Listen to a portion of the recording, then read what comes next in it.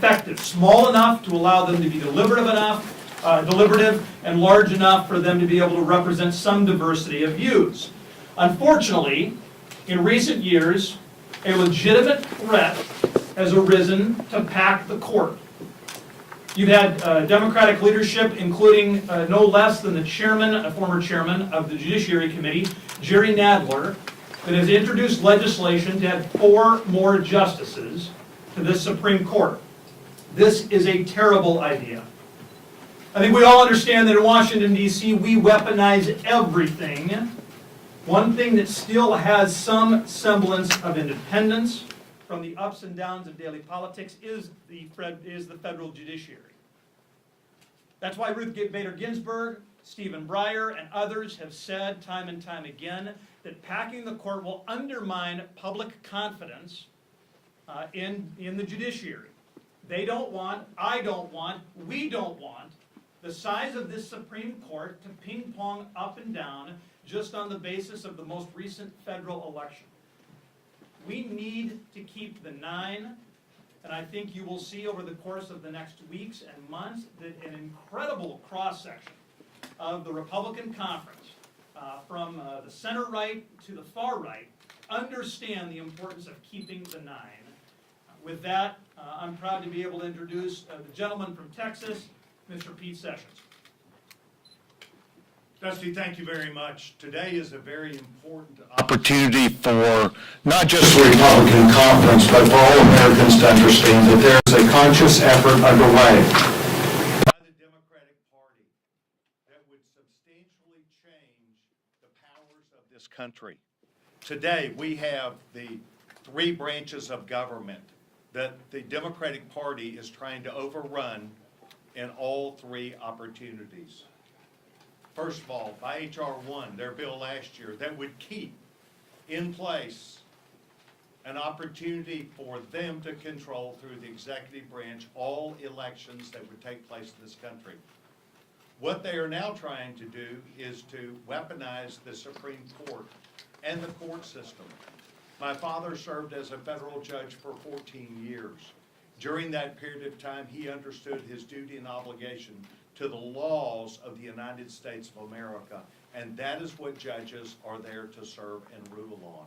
The laws of the country, not the political say of the executive branch or the legislative branch. So today what we are here to do is to let the American people know that there are people like Dusty Johnson and others who do recognize the importance of this country, not just the Constitution, but the balance of 3 distinct branches of government that are important.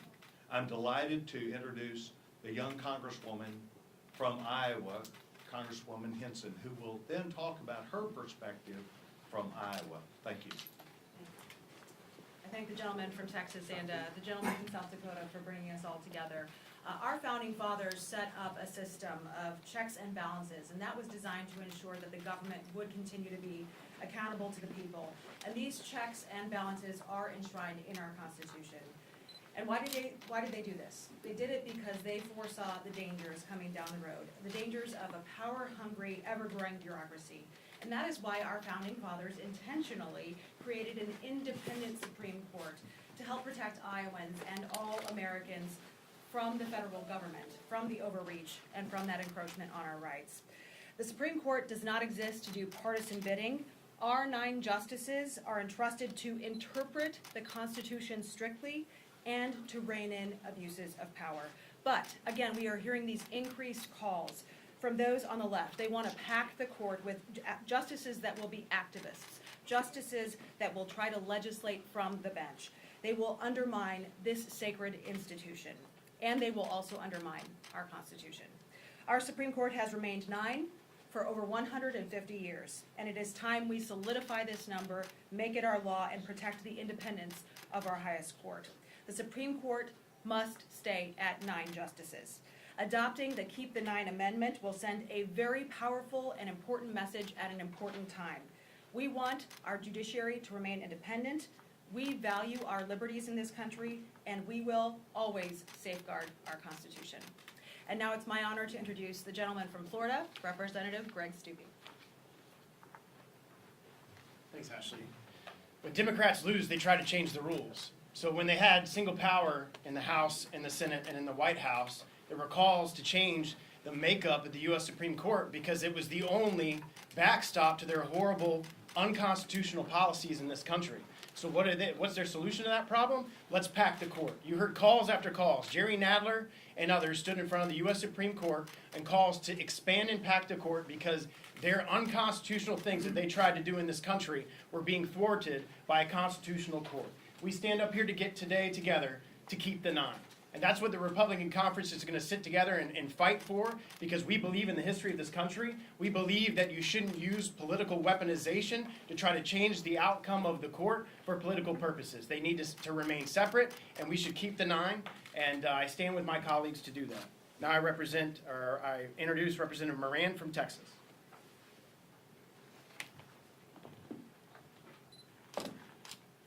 As a former Texas judge, I understand the importance of an impartial and neutral judiciary, one that is protected from the political whims of either party.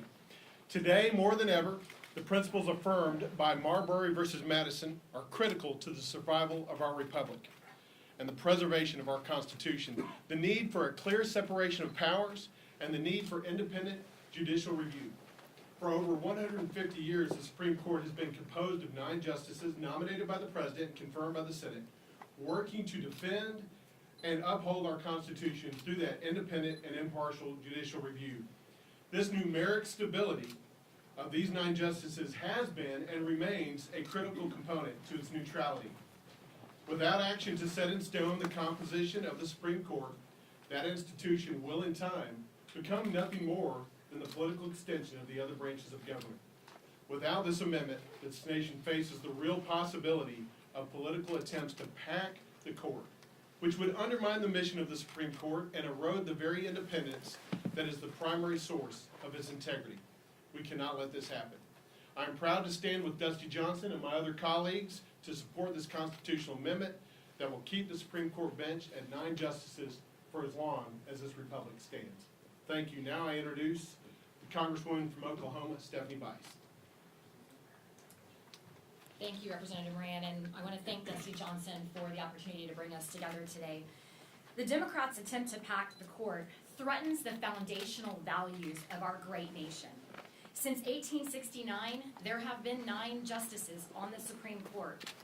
Until recently, politicians like President Joe Biden opposed packing the court because it would completely uproot our institutions.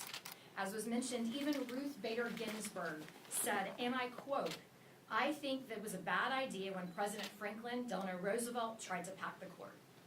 She also stated, 9 seems to be a good number, and it's been that way for a very long time. This should not be a partisan issue. However, it's no coincidence that Democrats have pushed to add justices, especially as recent court decisions haven't gone their way. But this is not how democracy works, and this is not how America works.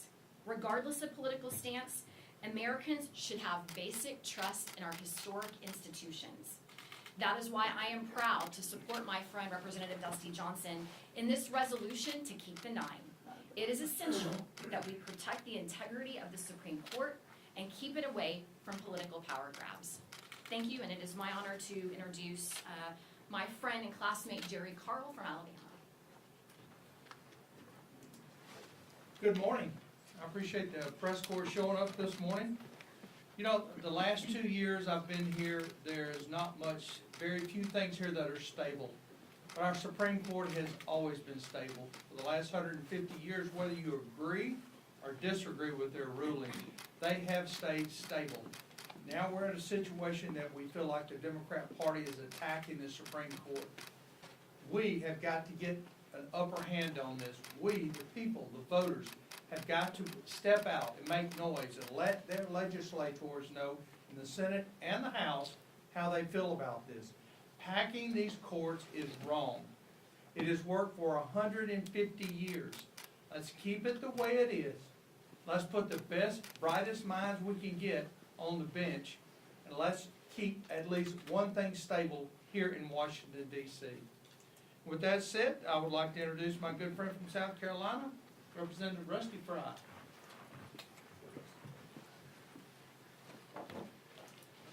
Democrats' efforts to pack the Supreme Court is unprecedented and dangerous. Last year, I was proud to be the lead sponsor of the Keep the Nine resolution in the state of South Carolina General Assembly, and I'm proud to stand here today. You know, for 150 years, our Supreme Court has stood the test of time. It has been a beacon for our country, a stabilizing force.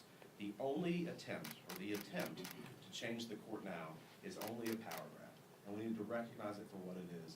So I'm proud to be part of this great collaboration of congressmen and women, and I think that it is very important that we keep our institutions sacred, that we honor our founding fathers by keeping the court exactly where it is, at 9 justices on the Supreme Court. Thank you, and at this time, I welcome Mr. Glenn Groove.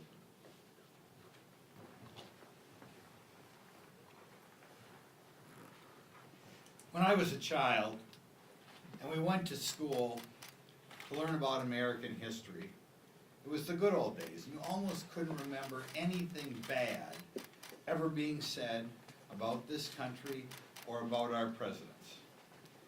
I think there was a little bit of negativity about Warren Harding because he had some crooks under him.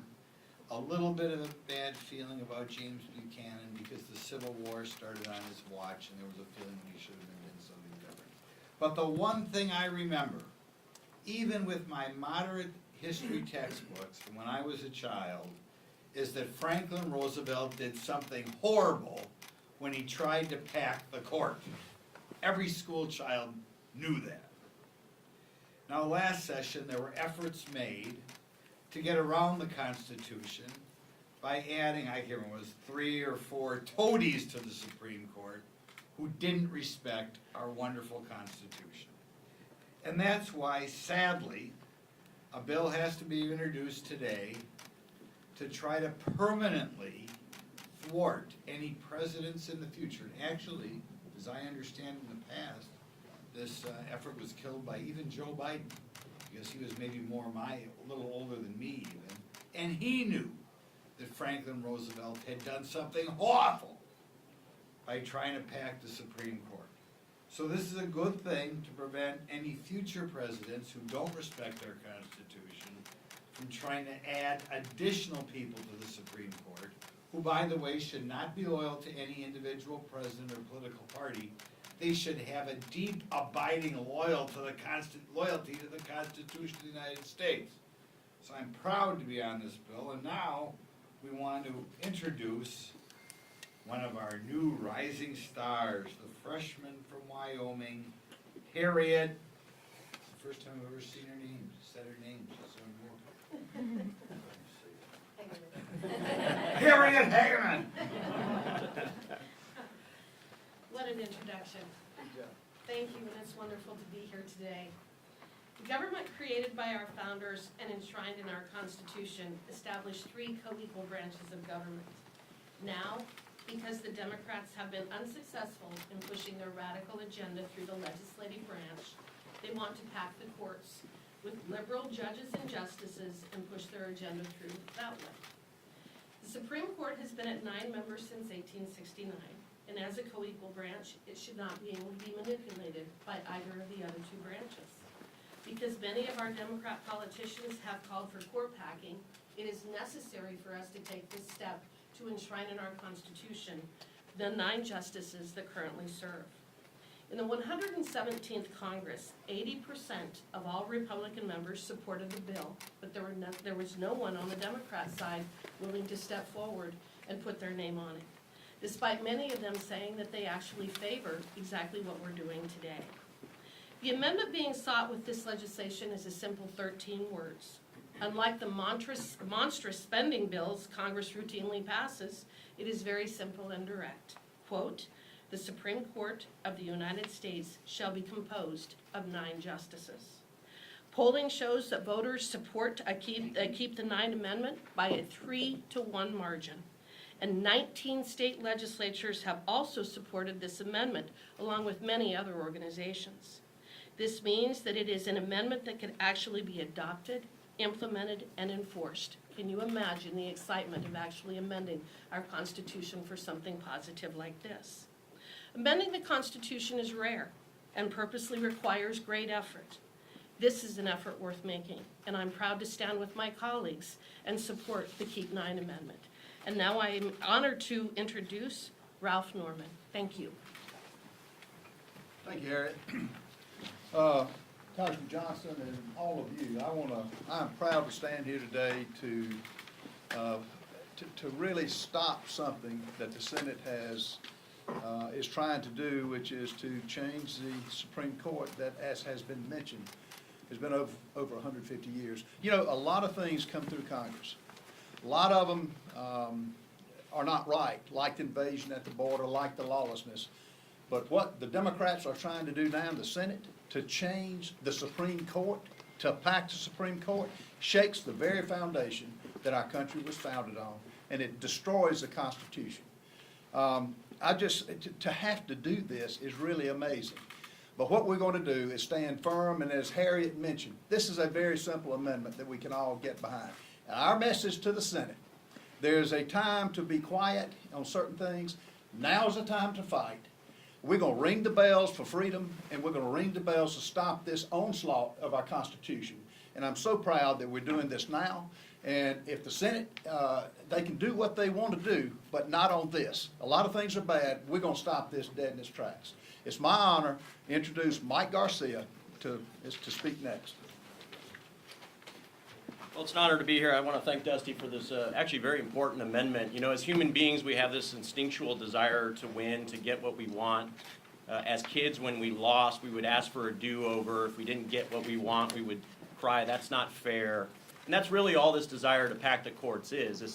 This is a continuation of wanting to do things to change the rules so that the Democrats can actually succeed with their agenda. This is akin to wanting to end the filibuster in the Senate because they can't pass bills there. This is the same thing as wanting to make D.C. a state to try to fortify their majority. This is the same as trying to federalize election laws because they're fearful of losing their majority in both chambers. And it's effectively the same thing as changing the definition of recession so that you don't have to admit that you are in a recession, or saying that the border is secure when we all know it is in fact not. So this amendment will allow us to stay true to the values and the principles of this country, to a formula that has worked with 9 justices on the Supreme Court. And we have to resist this temptation to change the rules simply because we don't like the outcomes of some of the rulings in the Supreme Court. That's true for both parties. And if we lose a baseball game at the end of 9 innings, we don't add innings. We don't add more than 9 innings to a baseball game. We should not be adding more than 9 justices to the Supreme Court. I now have the honor of introducing the powerhouse of Texas, Ms. Beth Van Dyne. Last Congress, we saw a Democrat-led administration attempt to add more members to the Supreme Court because they didn't like the decisions that were coming out of the more than majority of Republican justices that were on the bench. We had a Democrat Party that had control of the presidency, the House of Representatives, and the Senate, and yet it wasn't enough. This was all about control. This was all about extending their control beyond the time that they would be in office to the extent that they can control the Supreme Court. When they didn't like the outcome, they were going to change the rules. When we saw the court packing case with President Roosevelt, he attempted to manipulate members of Congress to support it. Hatton Sumner was approached and told that he would get a spot on the court if he agreed and helped to push through and whip the votes necessary.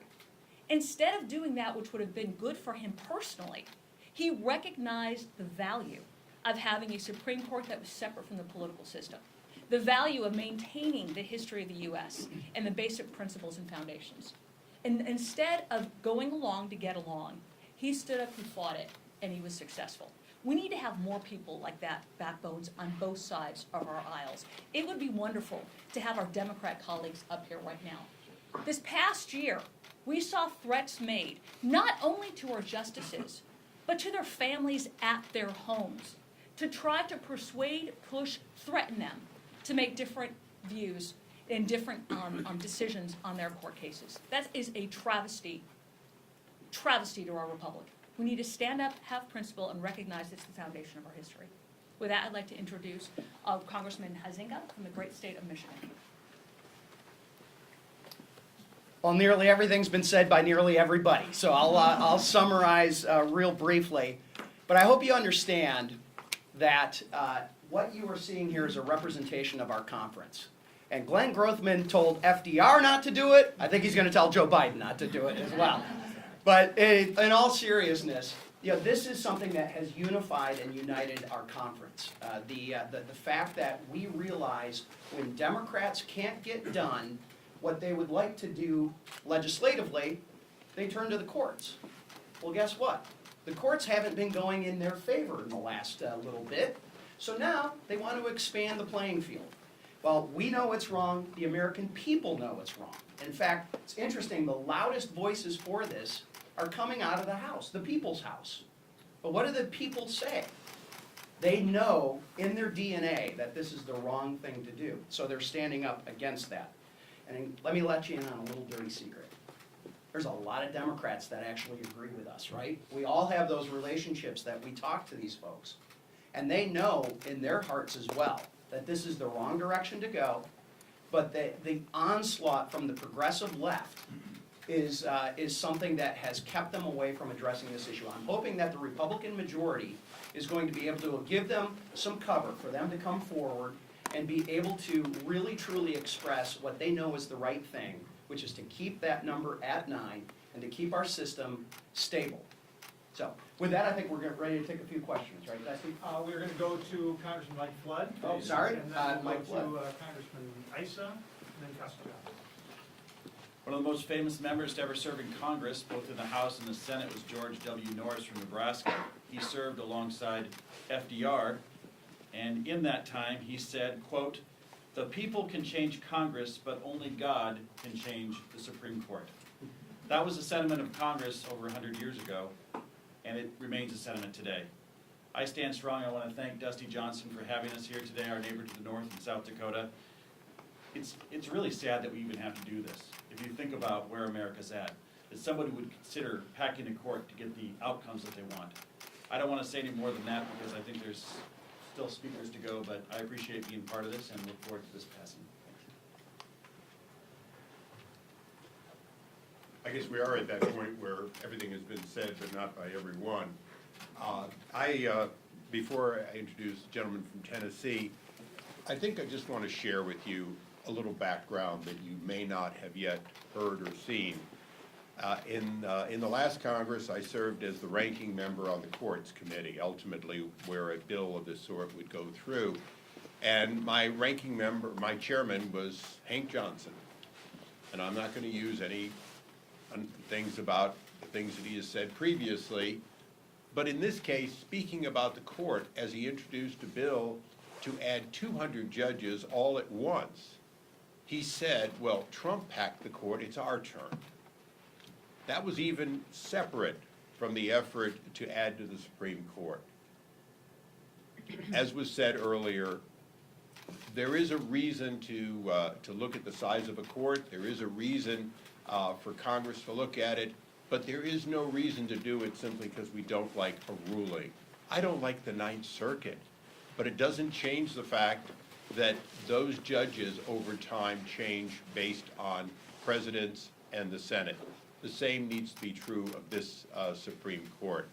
So as I look forward to potentially having Hank Johnson as my ranking member and Jerry Conley as ranking on the full committee, I can't forget that they didn't just want to pack not more than 9 at the Supreme Court. They wanted to add basically 25% overnight to the district and appellate courts so they could get what they wanted to get. That's wrong. It would be wrong for Republicans. It remains wrong for the other party. And with that, the last and definitely you're going to wrap this up, right? The gentleman from Tennessee. Thank you, Mr. Ice, and thank you, Congressman Johnson, for bringing us all together today. I think that I'm the last Senate-confirmed U.S. attorney in the House of Representatives. And the thing that we all know, we all like rules, we all like procedures, and we like precedent. And what we've seen over the last 2 years when Democrats threaten to disrupt that is that the rules are the rules until the rules aren't convenient. And that's when they talked about packing the court. I think Glenn Grothman said it exactly right when he talked about our nation's history. When we hear from our constituents, they like our principles, they like the precedents. And the precedence is, historically, to keep the court, to keep the United States Supreme Court at 9 justices.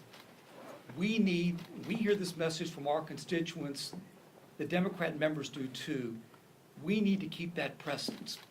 We need to keep the court at 9 members. And this bill does exactly that, and we need to continue to send that message all across the nation. Thank you all for being here, Mr. Johnson. I'll yield it back to you. Obviously, we've got a lot of members, so we're happy to take questions, and we'll sort of toss them to whoever wants them. Who's up? Yes? I just wanted to know, so a couple of months ago, I went to a press conference with Congresswoman Jayapal. They were trying to add, I think it was 4 members to the court. They had an argument, and I'm sure you've heard it, that, you know, the number of justices has changed 6 times since it was, you know, a founding of our country. What is your response to that, and why do you think, and particularly to progressives who argue that Republicans are only trying to do this now to solidify the conservative lean in the court? I mean, let's keep in mind that Republicans have never tried to pack the court. I mean, Ms. Jayapal can go back to precedents from 170 and 190 years ago, but the reality is that every single human being who has served on this court in recent history has, to the extent that they've spoken about this publicly, has said that packing the court is the wrong idea. With all due respect to Ms. Jayapal and the other progressives who are trying to pack the court, their push is exactly as these members have said, it is a power grab. They don't have a report from an independent third party that says, oh, the court would function better with 13 members. They have absolutely no independent analysis that indicates a number other than 9 would be better. This is about a power grab. It is transparent. It is wrong. And this group of members will stand against it. Somebody else? And what do you think it changed 6 times in the past? Just curious. Was it to function better, or? Let's keep in mind, in the earliest days of this country, of course, there was going to be a learning process. Of course, we were trying to figure out what it looked like to be a big boy, a big girl United States of America. But once we caught our stride on that, once we decided that 9 was the right number of justices, it has stayed there for 154 years. And I think there's a very important reason for that, and every member of the Supreme Court who's spoken about this publicly agrees with me and disagrees with Ms. Jayapal. And I'm going to quit answering questions, so others have got to pop in. I'd like to answer it from a technical standpoint. I said in my little short statement that, in fact, we can have that consideration. We have had that consideration over these last 150 years an amazing amount of times. That's the reason that we have all of our circuits. When our country was young and George Washington got to pick 7 Supreme Court justices all by himself, and then several of them quit during his 8 years and he had to pick more. So he picked more than any other president will ever get to pick. He literally packed the court by definition. At that time, those justices also sat down like district judges and heard cases. They called it riding circuit. They were essentially the district court, the appellate court, and the Supreme Court. As we evolved and created district courts and appellate courts, we did so to take the workload and the decision process and the appeal process and put it out there. Today we have the equivalent of something like 80 Supreme Court justices. The difference is they're at the 9th, 8th, 7th, 6th circuits. They are there making those decisions. It's the reason that we have functioned very well with 9 justices for more than a century, is that in fact we made a decision and the justices participated. They don't ride circuit anymore. They in fact do the opposite. District judges sit on the appellate court from time to time. And so, as Dusty said, every justice, and for that matter, judges of all stripes, who have looked at this have said, we helped, with Congress's acquiescence, create a system that works extremely well, and it's not about the Supreme Court. It's about 700 judges, not including all the other Article I judges. So when we look at the court system, I'm happy to have a discussion. And we had a bill in the last Congress that would, over time, increase by 70 judges at the district and the appellate court. That came from a conference that the Chief Justice sits on. He did not ask for more people at the Supreme Court. He did ask, and we offered on a bipartisan, bicameral basis, a change in the court where it needs to happen, and to do it over time so that no one Congress and no one president would automatically increase by 70 or 10% of the court. So the people who say they have that, as Dusty said, the problem is they don't have any technical basis for it, and they don't have any historic basis. So yes, you're absolutely right, it's changed 6 times. It's actually changed dozens and dozens of times into the system it is today, which functions very well, with the exception that they're a little bit too busy and the caseloads have backed up. But they haven't backed up at the Supreme Court, they've backed up at the district court. Thank you. Yes. Recent polling shows that the American public's trust in the court is at an all-time low. Do you think passing, a partisan bill supported by Republicans that many argue is to cement a status quo that's favorable to conservatives, do you think that that hurts the perception of the court as not being balanced? Let's flip the coin. Is packing the court with one president on a partisan basis with a partisan Senate going to turn that sentiment around? I don't think so. There is a lot of distrust in various levels of government, local, state, federal, as well as our courts. We've seen this with the attacks on the police and law enforcement. So there's a lot of doubt and mistrust. I just don't see how gaming the system and changing it to pack it with, as Darrell was rightly noting, history's inconvenient sometimes, right? And it's inconvenient for them when they're trying to make this argument. And so I would ask the question, if we flip that equation around, how in the world would be adding and literally packing the Supreme Court on a partisan basis somehow going to magically turn that sentiment around? I just don't see that. Anyone else? Okay, questions? Why now? This is interesting timing. How are you communicating with the Senate side at all? We were busy on January 3rd, 4th, 5th. Yeah, I understand. Had other things going on. But in fairness, we were having this discussion in the minority, right? This isn't a new issue for us. We were having this discussion 2 years ago when the House of Representatives was in the minority and the Senate was at 50-50. There was a lot of discussions about that as the new Biden administration was coming in and looking at what had happened with the Trump nominations and the Trump confirmations, and they were very uncomfortable with it because they started seeing a Supreme Court, I would argue, finally returning back to its constitutional roots. And so now this is not a new effort, but it's going to get some volume, it's going to get some emphasis with us in the majority, and hopefully the Senate will be paying close attention to it. I do believe that they are. Again, as I've said, we all have Democrat friends on the other side of the aisle who kind of quietly will go, yeah, this is not a good idea. Because they understand that worm turns at some point politically. And you look at what happened in the Senate with the nuclear option on filibuster discussions, you look at what they've done at various levels, and we're seeing some of that happening here in the House of Representatives now. Precedents that Speaker Pelosi had set is now coming back, and they have to live under the same rules and expectations that they created in the last 4 years. Harriet and Beth, both are stepping forward. Let's go Harriet and Beth. Just very quickly, this isn't. Practiced it. I actually have practiced before the United States Supreme Court quite extensively. I've been an attorney for almost 34 years. This isn't something new. The state legislators have been taking this up for several years now. So the fact that we are also pursuing it at the federal level doesn't mean that this is a new idea. As I indicated in my remarks, there's over 19 state legislators that have already adopted a keep the nine type of approach. So it's not anything new. It's just something that we're addressing at this point because it's the Democrats who are talking about packing the court. Well, and I wanted to make sure that was clear. When you say why now, why time? We're not bringing this fight up. We're not saying that this is out of nowhere.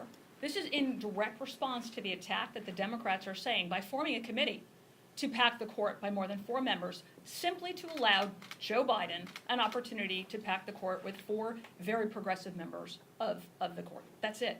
This was not our timing at all. But I think it's really important that when this was first brought up, you did have a number of members of this body that said exactly what you're hearing today. This is not new, but we did not bring this fight. We did not bring this up. We brought this up because you've got Democrats who were not happy enough to have the House, the Senate, and the presidency. They wanted to make sure that they had total control of the courts as well. A follow-up on what she asked, has there been discussion with the Senate about this? Because, I mean, is it gonna get through a Democrat-controlled Senate? Yeah, first I would underline what Bill said, and that is that I have had conversations with Democratic members in the last Congress. And those conversations were maturing, and I thought we were getting to a point where this could become a bipartisan bill. The nomination of Justice Brown Jackson, though, I think created quite a political conversation. It made it frankly more difficult to talk about reform of the Supreme Court in a conceptual way. And as far as the Senate, I have had some conversations with some Senate members. Their sense is, listen, if you guys can get your act together in the House, then we'll take a serious look at it in the Senate.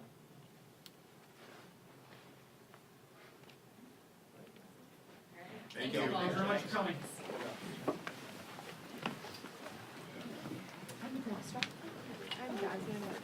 Oh, great, okay.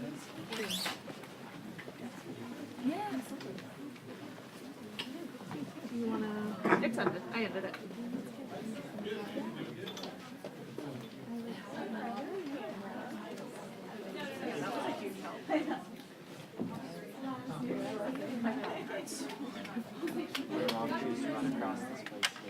Oh, I run these.